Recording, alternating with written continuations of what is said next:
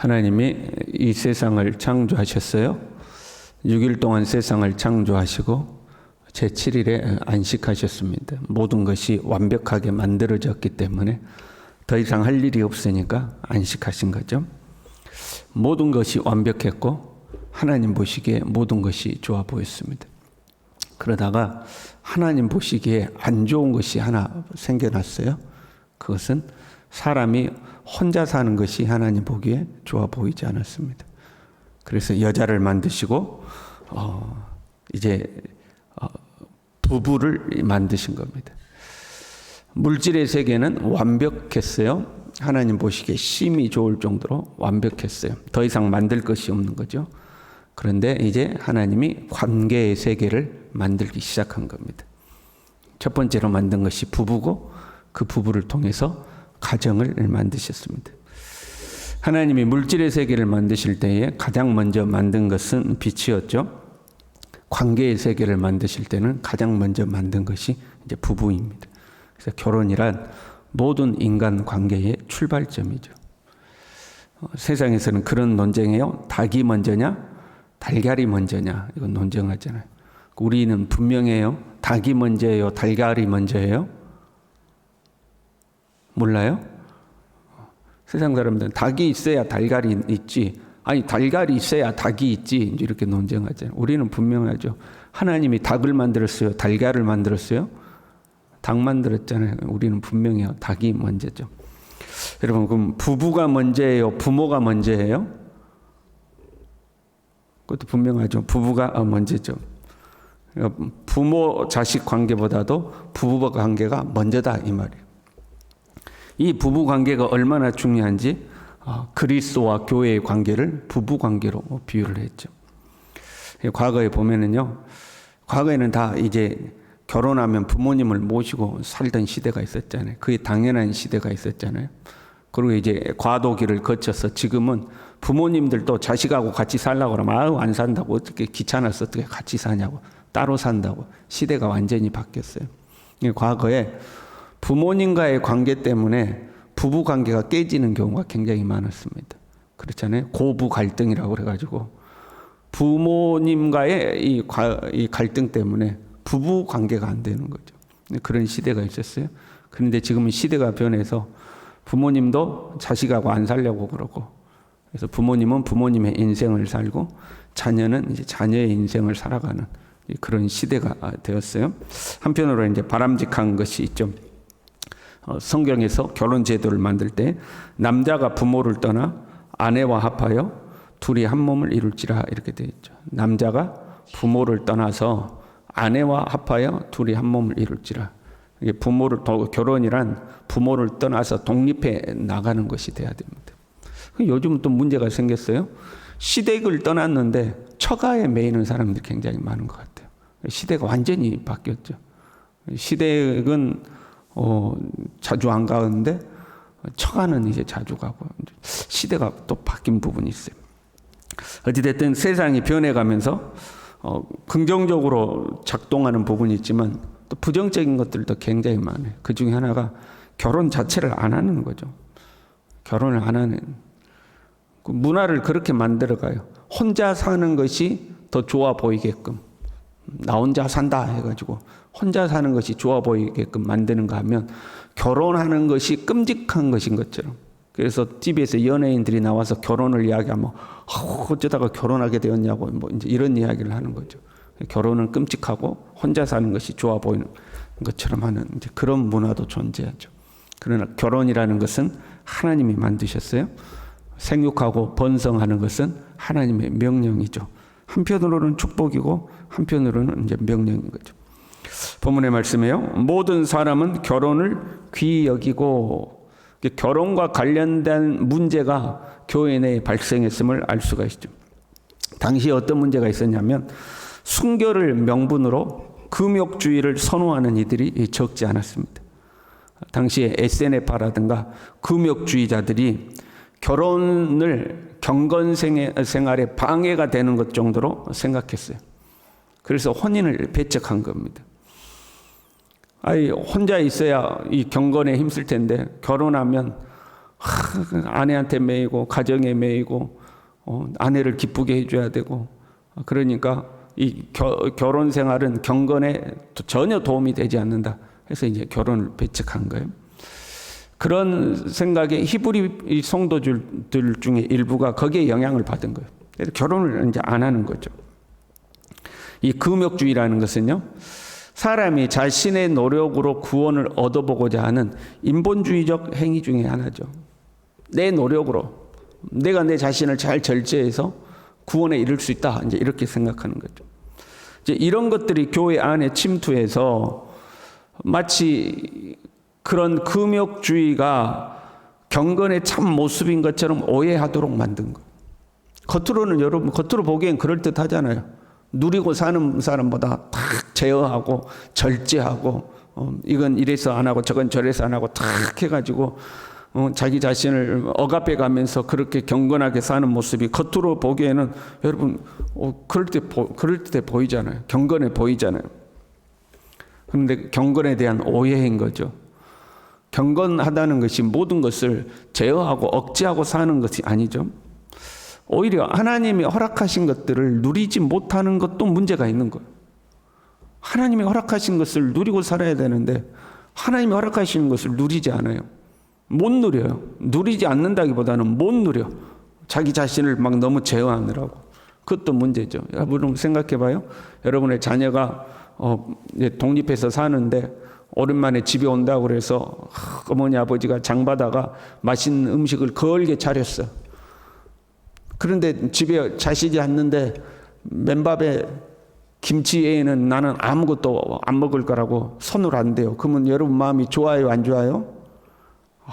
안 좋죠. 그렇지 않아요?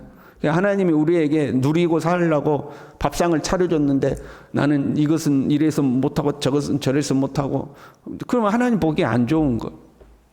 하나님이 허락하신 것을 누리고 사는 것도 하나님을 기쁘시게 해드리는 거죠. 그렇잖아요.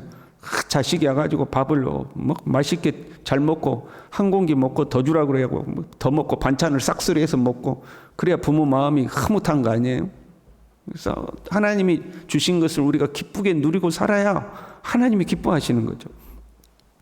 특별히 임박한 종말론으로 인해서 결혼하기를 꺼려하는 사람들도 생기는 거예요. 곧 예수님 오시는데 결혼해서 뭐 하냐는 거예요. 곧 예수님 오시는데 내 자신을 절제하며 주님 오시기만을 기도하면서 기다려야지 결혼해서 뭐 하냐는 거죠. 그래서 결혼을 안 하는 사람들이 생겼어요. 모든 사람은 결혼을 귀히 여기고, 그래서 이제 결혼을 귀히 여기라는 거예요. 그리고 한편으로는 침소를 더럽히지 않게 하라. 한편으로는 결혼을 안 하는 사람들이 있었어요. 결혼 그까짓 거 해서 뭐하냐, 결혼은 아무것도 아닌 것처럼 소홀히 여기는 사람이 있었는가 하면, 한편으로는 결혼은 했으나 성적으로 문란한 사람들이 있었어요. 부부간의 순결의 서약을 지키지 않는 거죠. 이들은 영지주의나 세속주의에 영향을 받았어요. 세속주의, 헬라적 세속주의. 그 영지주의는 두 가지 분파로 나뉘어요. 영지주의라는 것은 육은 악하고 영이 선하다 이런 거거든요. 육은 소용없고 영만이 선한 것이다. 그러니까 육은 악하니까 어떻게 해요? 제어해야 된다 해서 경건주의 쪽으로, 금욕주의 쪽으로 나가는 분파가 있었고, 육은 영이 진짜고 육은 아무것도 아니다. 그러니까 육적으로 짓는 어떤 것도 아무 문제가 안 된다. 내 영혼이 구원받는데 아무 문제가 안 된다. 이제 그런 쪽 생각을 가진 분파가 있었어요. 이 사람들은 이제 타락하고 방종하는 거예요. 어차피 육체로 하는 것은 아무것도 아니다. 육신은 아무것도 아니다. 이제 이렇게 된 거죠. 이 사람들은 이 타락한 삶을, 성적으로 물락한 삶을 사는 거예요.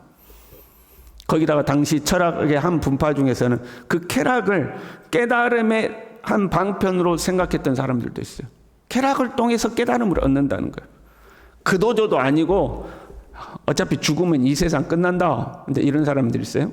사두개파 사람들도 부활과 사후세계가 없다고 믿었잖아요. 어차피 죽어서 끝나는 세상이다. 사는 동안 마음껏 누리고 살자. 이런 이제 종욕적인 사람들도 있었죠. 이 사람들은 결혼을 하고도 그냥 방탕한 삶을 사는 거예요. 그럼 남자만 그렇게 사냐? 여자들도 그렇게 사는 거예요, 그냥. 침소를 더럽히는 자들이죠. 한편에서는 경건하게 살아야겠다고 결혼 자체를 안 하는 사람들이 있었는가 하면, 한편으로는 그냥 내 마음대로 살자 하고 방탕한 삶을 사는 사람들이 있었다는 거죠. 둘 다 하나님이 만드신 결혼을 더럽히는 것이 되는 거죠. 오늘날도요, 결혼이라는 것이 상당히 많은 문제를 안고 있는 것을 봐요. 당대와 닮은 점이 있다면 이 시대 사람들이 타락했다는 거죠. 가만 보면 결혼은 하는데 결혼이 무엇인지 모르고 결혼하는 부부들이 상당히 있는 것 같아요. 결혼이라고 하면 그냥 우리 둘이 좋아서 함께 사는 것, 이 정도로만 생각하는 거죠. 우리 둘이 좋아서 함께 사는 거야, 이 정도로만 생각하는 거죠.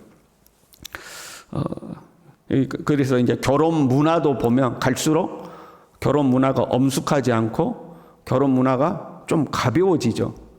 이 시대가 결혼을 어떻게 생각하는지가 결혼식이라는 문화 속에 나타나는 거거든요. 결혼이라는 것을 좀 더 가볍게 생각하는 그런 문화적 인식이 있는 거죠.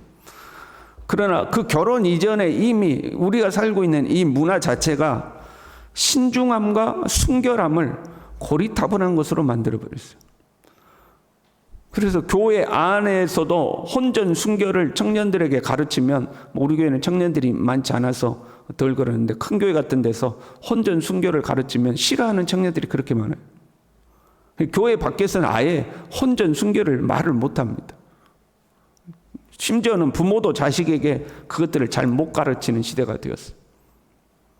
오히려 다른 것을 교육하죠. 성교육을 다른 방향으로 교육을 하지, 혼전 순결을 말하면 고리타분한 사람들이 시대를 어떻게 그렇게 사냐고 말하는 그런 시대가 되어버렸죠. 시대 자체가 상당히 타락해 있어요. 오늘날 젊은이들의 성향 자체가요, 빨리 만나고 빨리 헤어지죠. 빨리 만나고 빨리 헤어져요. 그러다 보니까 결혼 전에도 순결을 지키지 못하고 결혼 후에도 순결을 지키지 못하는 그런 문화의 연장선상에서 그런 경우들이 상당히 많은 타락한 시대가 되었습니다. 그렇게 타락한 것은 결혼을 소홀하게 생각하고 순결을 지키지 않고 침소를 더럽히는 것은 그 시대와 닮았죠. 그러나 닮지 않는 점도 있어요. 지금 히브리서에 기록된 그 히브리 교회에 결혼을 하지 않는 이유 중에 하나가 뭐예요? 경건의 한 행위로서 나는 더 경건하게 살겠다. 주님 오실 날 다 됐는데 결혼해서 뭐하냐? 나는 경건하게 살겠다 해서 결혼을 안 했다면, 지금은요, 좀 더 즐기기 위해서, 그렇잖아요? 좀 더 편하기 위해서, 나의 자유로운 삶을 살기 위해서, 아니면 조건이 안 맞아서, 돈이 없어서, 그런 이유로 이제 결혼을 안 하는 거죠. 바울이 혼자 살았던 것은요, 혼자 사는 것이 좋다고 바울이 이야기했던 것은 주님을 위해서였죠. 주님이 내게 맡겨주신 사역을 감당하기 위해서는 혼자 사는 것이 차라리 낫다, 그렇게 말한 것이지, 내 자신이 누리고 살기 위해서, 좀 더 자유롭게 살기 위해서 혼자 사는 것이 좋다, 그렇게 말한 것은 아닌 거예요. 결혼을 하는 사람도 자기 자신을 위해서 결혼하고, 결혼을 하지 않는 사람도 자기 자신을 위해서 결혼을 안 하는 거죠. 결혼이라는 것 자체가 자기 중심적으로 선택을 이루어지는 거예요. 결혼을 하냐 마냐가 철저히 자기 중심적으로 이루어지는 거죠. 결혼을 할 때 이런 믿음이 없는 거예요. 하나님이 우리를 짝지으셨다. 하나님이 우리를 통해서 가정을 이루길 원하시고, 하나님이 우리를 통해서 경건한 믿음의 후손을 보기를 원하시고, 이런 우리의 가정을 통해서 하나님이 이루고자 하시는 하나님의 뜻이 있다. 이런 믿음이 없는 거죠. 일종의 가족, 부부와 가족을 통해서 하나님이 이루고자 하시는 뭔가가 있다. 즉 사명의식, 이게 없는 거죠. 그냥 서로 사랑하니까, 우리끼리 좋으니까 결혼한다. 여기에서 끝나는 거죠. 믿음이 있어야 되는데. 어떤 믿음? 하나님이 너와 나를 짝지으셨다. 그리고 너와 나를 통해서 이루고자 하시는 하나님의 뭔가 계획이 있다. 그걸 사명이라고 하는 거죠. 이 사명의식이 없어버린 거예요. 조금만 힘들고, 조금만 갈등이 생기고, 어려운 문제가 생기고, 조금만 결혼 생활이 힘들어지면 이제 서로 그것들을 극복해 가지 못하는, 왜? 사명이 없으니까. 우리끼리 좋아서 결혼했는데 우리끼리 이제 서로 밉단 말이죠. 그러니까 이게 유지가 안 되는 거죠. 여러분, 가정을 이루고 행복하게 사시길 바랍니다. 행복하게 화목하면서 즐겁게 사랑하며 살아야 돼요. 그래 하나님 보실 때 얼마나 흐뭇하겠어요. 하나님이 짝지어 놓은 사람들이 사랑하며 사는 걸 볼 때 하나님 흐뭇하신 거죠. 일상에서 우리가 누릴 수 있는 소소한 기쁨과 즐거움도 누려야 돼요. 하나님이 주신 복락을 누리며 살아야 돼요. 그게 하나님 우리에게 주신 복이에요. 그러나 혼자 살든지 가정을 이루고 살든지 하나님이 우리에게 주신 사명을 잃어버리면 안 돼요. 나를 통해서 하나님이 하시고자 하시는 일이 있고 우리 부부와 우리 가족을 통해서 하나님이 하시고자 하시는 일이 있다. 이 사명이 유지되는 부부, 이 사명이 유지되는 가정, 그래야 그 가정이 진정으로 행복한 가정 될 줄로 믿습니다. 이 땅에서 즐겁고 행복했는데 죽어서 천국 못 가면 아무 소용이 없잖아요. 죽어서 하나님 앞에 책망받으면 아무 소용이 없잖아요. 하나님 주시는 복락을 누리며 동시에 주님 맡겨주신 사명을 감당하는 우리 모두 될 수 있기를 바랍니다. 기도하겠습니다. 하나님 아버지, 결혼을 귀히 여기고 침소를 더럽히지 말라 하였습니다. 하나님, 우리가 하나님이 맺어주셔서 부부가 되고 가족이 된 것을 귀히 여기고 이 부부를 통해서 또는 이 가족을 통해서 하나님이 이루고자 하시는 그 뜻을 다 이루어내는 믿음의 가정 될 수 있도록 우리 모두를 축복하여 주시옵소서. 예수님의 이름으로 기도 올리옵나이다. 아멘.